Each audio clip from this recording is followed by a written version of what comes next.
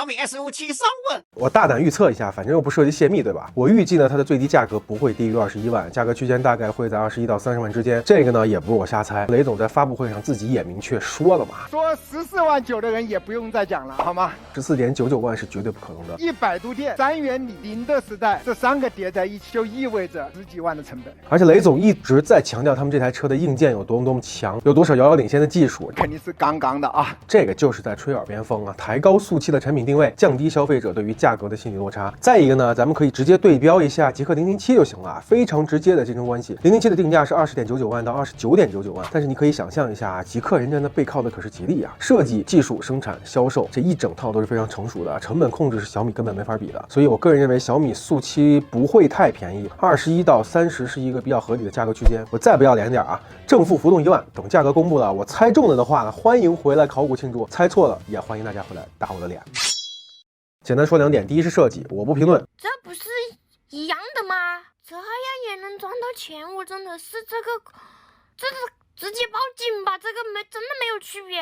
自己偷懒别怪网友不客气，颜值确实是有了，但是原创度和成熟度确实差点意思。这个项目被推翻过3次。我非常相信小米设计师团队的审美啊，他们肯定都是非常懂工业设计的，但最终的决定权大概率还是在雷总身上。所以呢，专业的事请交给专业的人来干吧。第二是技术。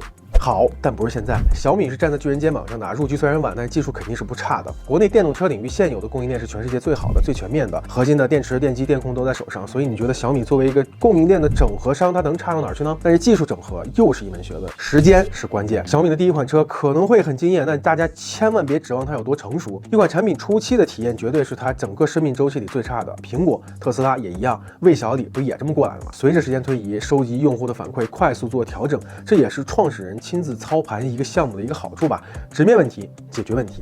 第3个问题是驾驶体验，不知道，没开过，不好意思，咱们不做预测评。下个问题，能不能买？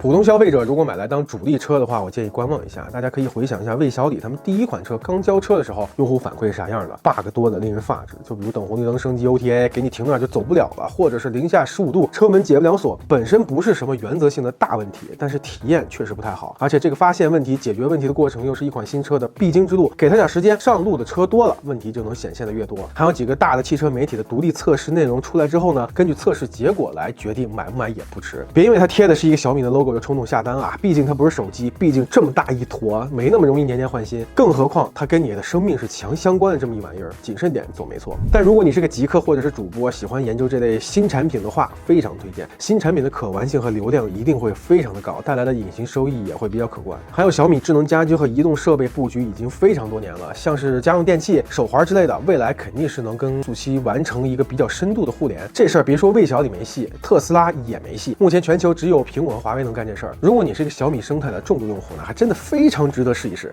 你们对这款车还有什么看法？欢迎大家在评论区告诉我。